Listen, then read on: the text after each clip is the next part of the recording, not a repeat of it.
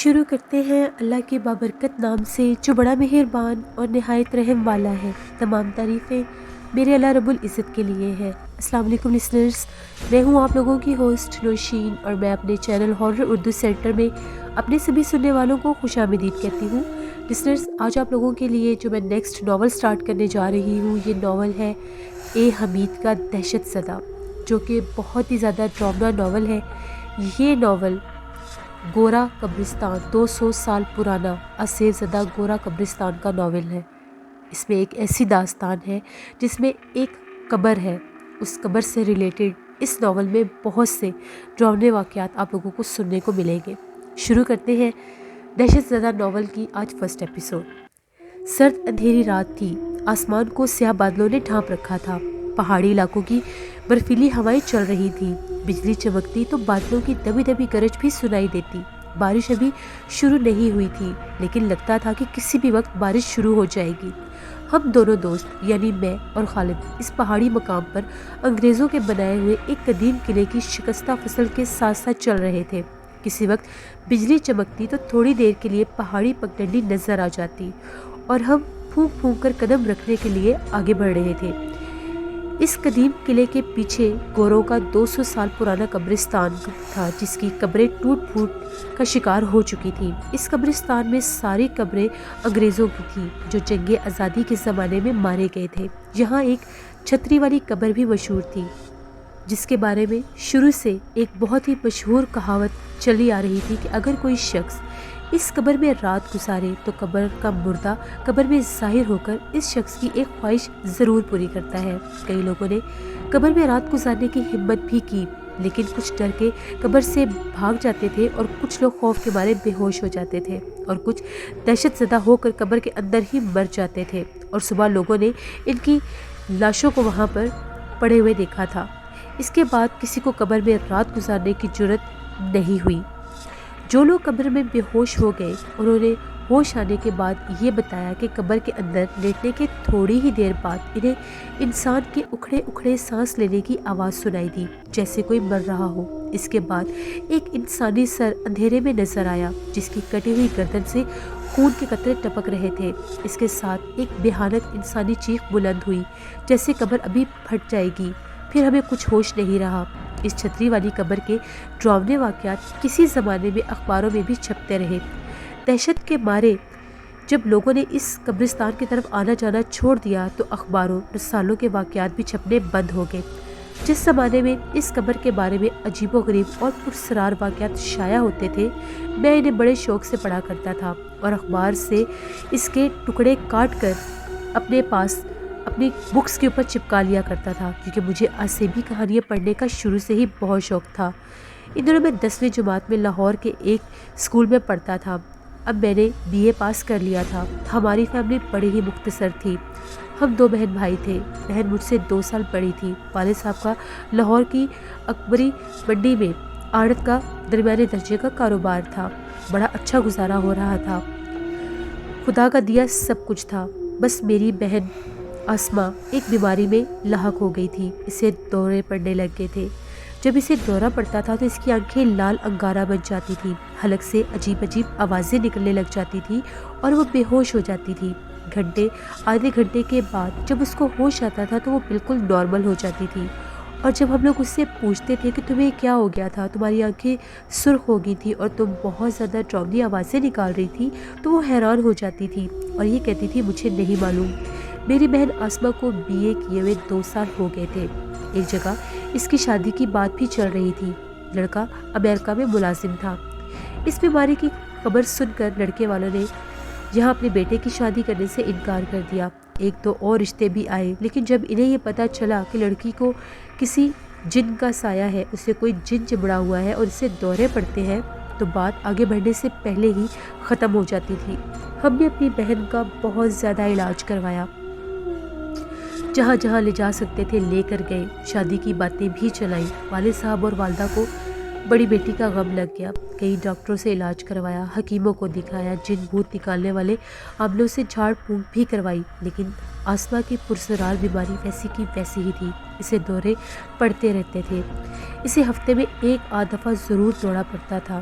اور کچھ پتہ نہیں ہوتا تھا کہ یہ دورہ کس وقت پڑ جائے۔ مجھے اپنی بہن کی بیماری کا دکھ تو تھا ہی، اس کے ساتھ ساتھ ماں باپ کی پریشانی بھی مجھ سے دیکھی نہیں جاتی تھی۔ کچھ سمجھ میں نہیں آتا تھا کہ آسمہ بہن کی شادی ہو بھی سکے گی یا نہیں، اس کے مستقبل کا کیا بنے گا۔ ان دنوں میری نگاہ اچانک اس پرانی کاپی پر پڑ گئی جس میں میں نے پہاڑی قلعے والے گوروں کے قدیم قبرستان والی پرسرار خبریں کاٹ کر لگائی ہوئی تھی۔ جب میں نے اس خبر کو دوبارہ پڑھا، اس قلعے والے گوروں کے پرانے قبرستان میں ایک چھتری والی قبر بھی تھی جس کے بارے میں کہا جاتا تھا کہ اگر کوئی آدمی اس قبر میں رات گزارے گا تو قبر کا مردہ اس آدمی کی زندگی کی ایک خواہش ضرور پوری کرے گا۔ تو میں سوچ میں پڑ گیا، آسمہ کی بیماری کے علاج کے معاملے میں اگر میں اس طرف جاؤں تو شاید کوئی کام بن جائے، اب کوئی معجزہ ہی اس کی بیماری سے اس کو نجات دلا سکتا ہے۔ میں نے سوچا کیوں نہ میں چھتری والی قبر میں ایک رات گزار کر قسمت آزماؤں، ہو سکتا ہے رات کے وقت قبر کا مردہ واقعی ظاہر ہو جائے اور مجھ سے پوچھے کہ تمہاری زندگی کی ایسی کون سی خواہش ہے جسے تم پورا کرنا چاہتے ہو، تو میں یہ کہوں گا کہ میرے بہن کی بیماری ہمیشہ کے لیے ختم ہو جائے۔ ہو سکتا ہے چھتری والی قبر کسی بزرگ پادری کی ہو اور اس کی دعا سے میری بہن آسمہ کو اس بیماری سے نجات مل جائے۔ اس میں لگتا بھی تھا کچھ کہ شاید ہو بھی سکتا ہے اور نہیں، صرف ذرا سی ہمت اور جرت سے کام لینے کی ضرورت تھی، اور میرے اندر ہمت بھی موجود تھی اور جرت بھی۔ مجھے بچپن ہی سے پرانے قلعے، آسیبی حویلیاں، پرسرار کھنڈر اور ایسے کنویں اور تاریخی باولیاں دیکھنے کا شوق تھا جن کے بارے میں یہ مشہور تھا کہ وہاں پر جن، بھوت اور چڑیلیں رہتی ہیں، اور وہاں آدھی آدھی راتوں کو کبھی عورتوں کے کہکے لگانے اور بچوں کے رونے کی آوازیں بھی آتی ہیں۔ میرا شوق اور ذوق تجسس بڑھتا ہی جا رہا تھا جس نے مجھے بہت زیادہ بے دھڑک کر دیا تھا، اور میں ایسی بہت سی جگہوں پر جاتا بھی تھا اور میں ذرا بھی ڈرتا نہیں تھا۔ میں ایسی کہانیاں اور ناول بھی بڑے شوق سے پڑھتا تھا جن میں جن، بھوتوں، چڑیلوں، جادوگروں، بدروحوں کا ذکر ہوتا تھا۔ چنانچہ میں نے اس وقت فیصلہ کر لیا کہ میں گوروں کے قبرستان میں چھتری والی قبر میں ایک رات لیٹ کر ضرور گزاروں گا۔ میں نے گھر میں کسی سے اس فیصلے کے بارے میں کوئی ذکر نہیں کیا۔ میرا ایک بہت گہرا ہمراز دوست خالد تھا۔ میں نے اس سے بتایا کہ میں اپنی بہن کی بیماری کے علاج کے لیے گوروں کے قبرستان میں چھتری والی قبر میں جانا چاہتا ہوں اور وہاں پر رات گزارنا چاہتا ہوں۔ خالد نے میرے ساتھ ہی لاہور کے ایک کالج سے BA کا امتحان پاس کیا تھا اور اب ایک کیمیکل فیکٹری کی لیبارٹری میں ملازم تھا۔ اس نے میری بات بڑی توجہ سے سنی اور بولا، میں ان باتوں کو نہیں مانتا، یہ سب توہمات ہے، بھلا کوئی مرا ہوا آدمی کیسے دنیا میں واپس آ سکتا ہے، اور میں حیران ہوں کہ تم پڑھے لکھے ہو کر ایسی بیتوکی باتوں پر یقین کر رہے ہو۔ میں نے کہا، اس میں کوئی خطرہ نہیں ہے، آخر قسمت آزمانے میں کیا حرج ہے، تم تو جانتے ہو نا کہ میری بہن آسمہ کی وجہ سے گھر کے سبھی لوگ کس قدر پریشان ہیں، خود میری بہن آسمہ بھی اندر ہی اندر اس غم میں گھلتی جا رہی ہے، ہو سکتا ہے خدا اسی سبب اس کی بیماری دور کر دے۔ خالد بولا، میں تمہیں یہی مشورہ دوں گا کہ اگر اس خیال کو دل سے نکال دو تو بہت بہتر ہوگا، اور ویسے بھی یہ بات ہمارے اسلام کے خلاف ہے، یہ شرک ہے، آگے تم خود مختار ہو، جو تمہاری مرضی کرو۔ میں فیصلہ کر چکا ہوں، اس لیے خالد کی باتوں پر میں نے کوئی دھیان نہیں دیا۔ خالد نے جب دیکھا کہ میں وہم پرستی سے کسی صورت باز نہیں آ رہا تو کہنے لگا، اس میں تمہاری جان جانے کا بھی خطرہ ہے، تم نے کاپی میں جو خبروں کے تراشے ہوئے پیس لگائے ہوئے ہیں، ان میں تم نے پڑھا ہے نا کہ اپنی زندگی کی آخری خواہش پوری کروانی ہوگی اور اس چھتری والی قبر میں رات گزارنی ہے، ہو سکتا ہے صبح تم مردہ پائے جاؤ۔ میں نے کہا، میں اپنی پیاری بہن کی بیماری دور کرنے کے لیے اگر اپنی جان سے بھی ہاتھ دھو سکتا ہوں تو مجھے کوئی پرواہ نہیں۔ خالد خاموش ہو گیا، پھر کچھ سوچنے سمجھنے سے قاصر رہا۔ اس آسیبی مہم پر میں تمہیں اکیلے نہیں جانے دوں گا، میں بھی تمہارے ساتھ جاؤں گا۔ میں نے کہا، لیکن میری ایک شرط ہے، تم اس بارے میں کسی سے کوئی بات نہیں کرو گے اور مکمل رازداری سے کام لو گے۔ خالد بولا، مجھے کسی کو بتانے کی بھلا کیا ضرورت ہے۔ اس کے بعد ہم دونوں اس پہاڑی مقام کی طرف جانے کی تیاری میں لگ گئے اور ہم نے وہ تیاریاں شروع کر لی جہاں قدیم قلعے کے کھنڈرات تھے۔ قلعے کے پیچھے گوروں کا قبرستان تھا اور اس قبرستان میں کسی گورے کی چھتری والی قبر بھی تھی۔ ہم نے کچھ گرم کپڑے ساتھ رکھ لیے کیونکہ اکتوبر کا مہینہ شروع ہو چکا تھا اور اس موسم میں پہاڑوں پر برفیلی ہوائیں بھی چلنے لگتی ہیں اور سخت سردی ہوتی ہے۔ لاہور سے ہم ایک بس میں سوار ہو کر شام ہونے سے پہلے راولپنڈی پہنچ گئے۔ رات ہم نے پنڈی کے ایک ہوٹل میں بسر کی۔ دوسرے روز لاری میں بیٹھ کر اس پہاڑی مقام کی طرف روانہ ہو گئے جہاں گوروں کا قبرستان تھا۔ میں کسی وجہ سے اس جگہ کا نام نہیں لکھنا چاہتا۔ جگہ کا نام لکھنے اور نہ لکھنے سے کوئی خاص فرق بھی نہیں پڑتا، لیکن اس جگہ کو اگر صیغہ راست میں رکھا جائے تو زیادہ بہتر ہوگا۔ آپ صرف میری سچی داستان اور عبرتناک کہانی سنیں، ایسی عبرتناک آپ بیتی سنیں جو میری اور میری بہن کی زندگی میں ایسے عذاب بن کر مبتلا ہوئی کہ اگر بزرگوں کی دعائیں اور اللہ کا کرم ہمارے ساتھ شامل نہ ہوتا تو پتہ نہیں آج ہم ایک عبرت کا نشانہ بن چکے ہوتے اور زندہ نہ ہوتے۔ 2.5-3 گھنٹوں کے پہاڑی سفر کے بعد ہم اپنی منزل پر پہنچ گئے اور ایک درمیانے درجے کے ہوٹل میں ایک کمرہ کرائے پر لے لیا۔ دوپہر کا کھانا کھانے کے بعد ہم گوروں کے قبرستان میں چھتری والی قبر کا جائزہ لینے کے لیے ہوٹل سے چل پڑے۔ یہ قبرستان انگریزوں کے زمانے کے بنے ہوئے ایک پہاڑی قلعے کے پیچھے نشیب میں واقع ہے۔ موسم سرد تھا، شروع اکتوبر کی سرد ہوائیں چل رہی تھیں، آسمان ابر آلود تھا، کافی ٹھنڈ تھی۔ ہم نے خوب گرم کپڑے پہن رکھے تھے، سروں پر اونی گرم ٹوپیاں تھیں۔ مختلف پہاڑی راستوں سے گزرتے ہوئے آخر ہم پرانے قلعے کے کھنڈر کے نشیب میں واقع گوروں کے اس قبرستان میں آ گئے۔ قبرستان کی فضا ویسے ہی بڑی اداس اور عبرت انگیز ہوتی ہے، لیکن اس قبرستان میں کچھ زیادہ ہی ویرانی برس رہی تھی۔ ایک تو یہ 250-300 سال پرانا قبرستان تھا، دوسرا اس میں ایسے انگریزوں کی قبریں تھیں جن کے لواحقین بھی مر کھپ گئے تھے اور قبروں کی خبر گیری کرنے والا کوئی نہیں تھا۔ جب تک انگریزوں کی حکومت رہی اس قبرستان کی دیکھ بھال ہوتی رہی۔ انگریزوں نے جب بوریا بستر لپیٹا اور یہاں سے گئے تو ان قبروں کو کوئی پوچھنے والا بھی نہیں تھا۔ قبریں ٹوٹ پھوٹ گئی تھی، کتبے اکھڑ گئے تھے، لوگ اینٹیں اٹھا کر یہاں سے لے گئے تھے۔ کچھ قبروں کی تو صرف عجیب و غریب طرح کے خاکے ہی رہ گئے تھے اور کتبے بھی نظر نہیں آ رہے تھے۔ ایک کتبے پر انگریزی میں لکھے ہوئے کچھ الفاظ بڑی مشکل سے پڑھے جا رہے تھے۔ یہ کسی انگریزی فوجی افسر کی قبر تھی جو اس قبرستان میں دفن دوسرے گوروں کی طرح 1857 کی جنگ آزادی میں قتل ہو گیا تھا۔ کتبے کے نیچے تاریخ اور سن درج تھا۔ تاریخ تو نہیں پڑھی گئی لیکن سن 1857 کندہ کیا ہوا تھا۔ اکثر قبریں بارش کی وجہ سے اکھڑ چکی تھیں اور ان میں گھڑے پڑ چکے تھے۔ ایک عجیب سی بدن پر کپ کپی طاری کر دینے والی آسیبی ویرانی کا احساس ہو رہا تھا۔ ہمیں چھتری والی قبر کی تلاش تھی۔ آخر یہ قبر ہمیں مل گئی۔ اس قبر کا چبوترا اگرچہ ٹوٹ پھوٹ چکا تھا مگر اپنی جگہ پر یہ قبر ابھی بھی قائم تھی۔ اس کے اوپر لگی ہوئی پتھر کی چھتری جو کہ اس دھوپ سے بھی اس کو بچاتی تھی اور پہاڑی بارشوں سے بھی اس کو بچا کر رکھتی تھی، اب وہ بھی سیاہ ہو چکی تھی اور وہ اپنی جگہ پر بالکل قائم تھی۔ اس کی یہی وجہ ہو سکتی ہے کہ اس قبر کے متعلق بڑی ڈراؤنی آسیبی روایات مشہور تھی، اس لیے کوئی انسان ڈر کے مارے اس کے پاس نہیں آتا تھا۔ چبوترے میں ایک جانب زمین میں گہرا شگاف پڑا ہوا تھا۔ ہم نے جھک کر دیکھا، شگاف کے اندر قبر کے لحد نظر آ رہی تھی جہاں کہیں کہیں خشک گھاس اگی ہوئی تھی۔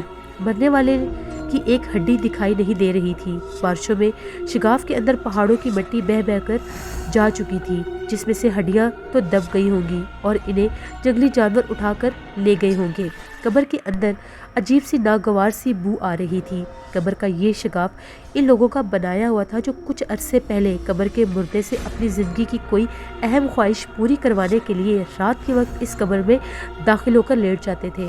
اب چونکہ کئی برسوں بعد اس طرف کوئی آیا ہی نہیں تھا اس لیے شگاف کے کناروں پر گھاس اگائی تھی۔ خالد نے کہا، کیا اس گڑھے میں تم رات بسر کر سکو گے؟ میں تو کہتا ہوں ابھی بھی وقت ہے، یہ خیال اپنے دل سے نکال دو اور میرے ساتھ لاہور واپس چلو، خواہ مخواہ کسی مصیبت میں پھنس جاؤ گے۔ میں نے کہا، دوست تم میری مجبوری اچھی طرح جانتے ہو، مجھے جو کچھ کرنا ہے ایک بار کر لینے دو، ممکن ہے قدرت اسی وسیلے سے میری پیاری بہن کی بیماری کو دور کر دے۔ خالد نے کہا، اگر اس طرح لوگوں کی بیماریاں دور ہونے لگی تو دنیا کے سارے ڈاکٹر بیکار ہو جائیں گے اور ہسپتالوں میں خاک اڑتی نظر آئے گی۔ میں سمجھتا ہوں کہ تم اپنی زندگی کی سب سے بڑی حماقت کرنے جا رہے ہو، بلکہ میں تو یہ کہوں گا کہ تم ایک بہت بڑا گناہ کرنے والے ہو۔ خدا تمہیں معاف کرے اور سیدھا راستہ دکھائے۔ میں تمہارے لیے صرف دعا ہی کر سکتا ہوں کیونکہ مجھے معلوم ہے تم باز نہیں آؤ گے۔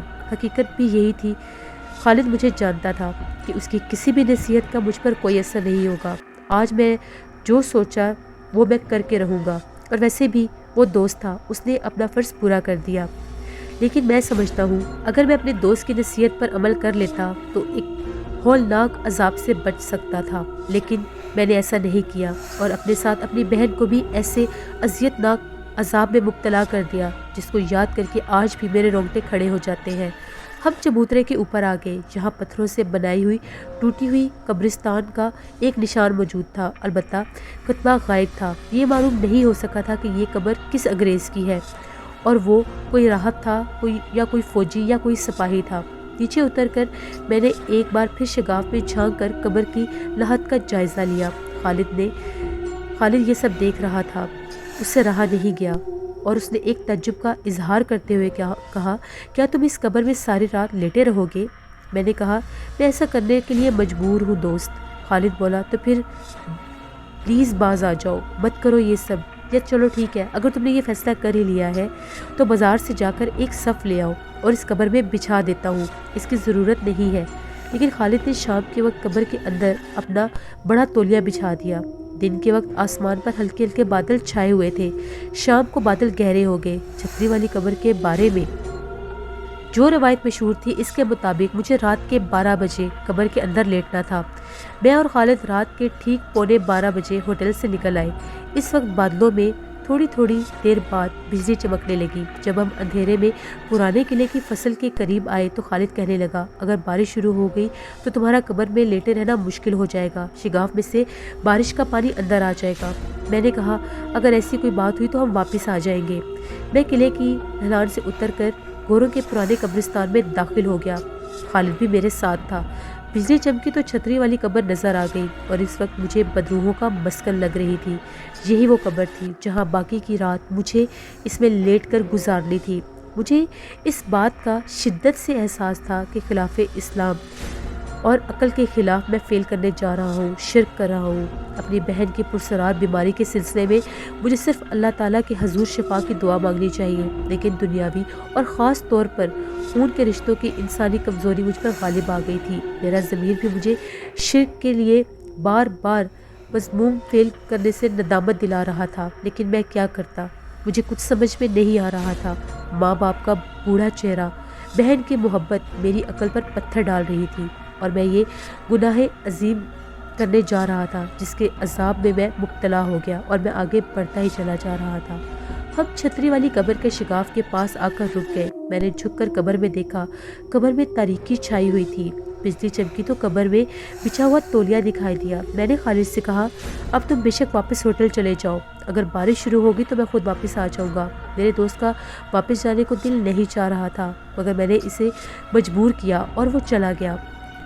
قبرستان کی تاریکی میں دوسرے ہی لمحے میری نگاہوں سے وہ اوجھل ہو گیا۔